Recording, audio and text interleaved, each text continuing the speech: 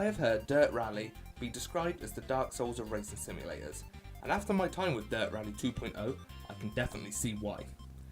The first thing you will find when playing Dirt Rally 2.0 is how steep of a learning curve it has.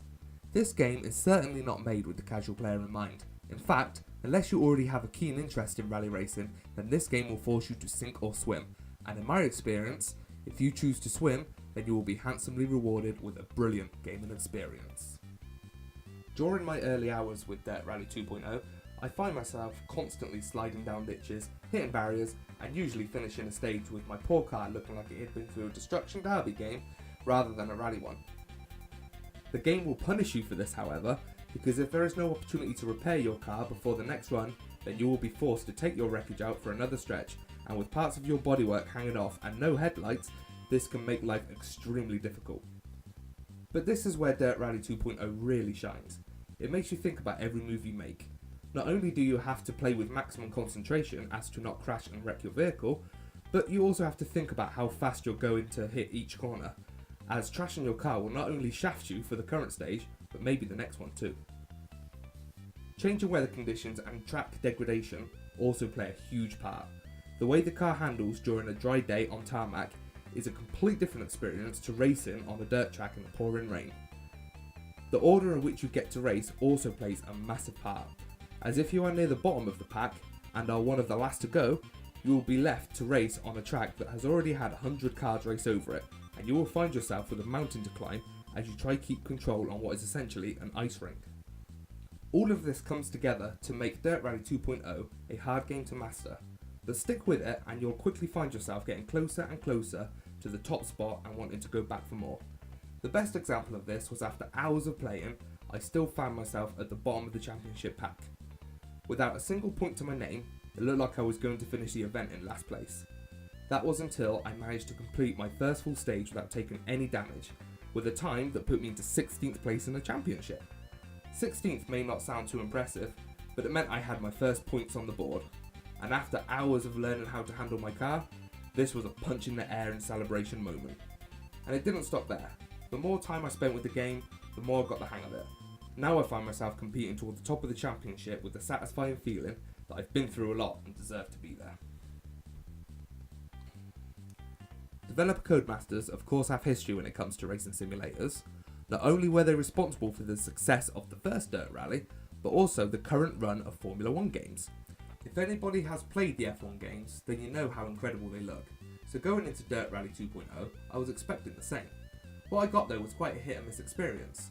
When I am in the middle of a race, the interior of the car looks slick, and the race course looks great as I fly by at top speed. Though, take a second to really look at the background of any race course, and you will see trees, bushes, and especially the people that all look like they belong on the last generation of consoles. It probably doesn't help that the game likes to do slow motion sweeping shots of the track before every race, which pretty much exposes all of this. Also, the way the weather effects look and how it affects the track visuals is good enough, and again, looks great going at full speed, but be careful not to look too closely when you stop. These visual complaints are far from a deal breaker, but compared to other racing simulators such as Gran Turismo, Forza and even F1, Dirt Rally 2 seems to lack a little in the graphics department. Sound on the other hand is outstanding. The roar of the engine as you try to handle your car through a fast chicane or a hard hairpin turn is enough to give you goosebumps, especially if playing with headphones. The mixture of fantastic gameplay mixed with convincing sound effects gives every car a real feeling of weight that I loved. Speaking of the cars, the selection here is quite impressive. As expected, you will have to start your rally career on the low end when it comes to vehicle choice. That is, unless you choose to go with the special day 1 edition of the game, then you can use one of the higher end cars from the get-go. The selection of cars you can unlock through the garage will be enough to keep car enthusiasts excited and wanting to keep progressing through the career to make as much money as possible to be able to improve their mighty collection of rally cars. The career mode is the main feature of this game. Although there is an online element, including daily and weekly challenges, the bulk of the gameplay comes through Rally Career and Rally Cross Career. Both career modes are a lot of fun, as mentioned earlier due to how good the gameplay is and how desperate I became to better myself and climb the ranks. The only letdown for me was outside of the actual races and rankings, there isn't really much going on. I wasn't exactly expecting to see something like NBA 2K's spikily directed career mode or FIFA's journey mode, but it would have been nice for my created character, well, selected model, to have more to do than just appear inside the car during replays. Other modes such as Historic Rally, Time Trial and Custom Mode are fun to dip in and out of, but I find myself mostly sticking to the addictive career modes.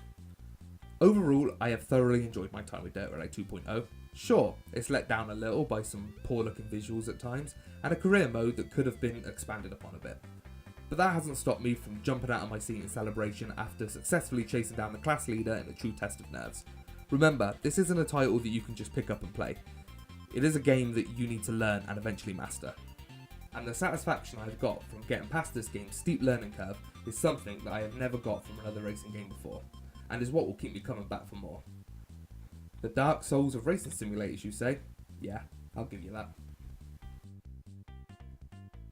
For more on DiRt Rally 2.0, check out respawning.co.uk.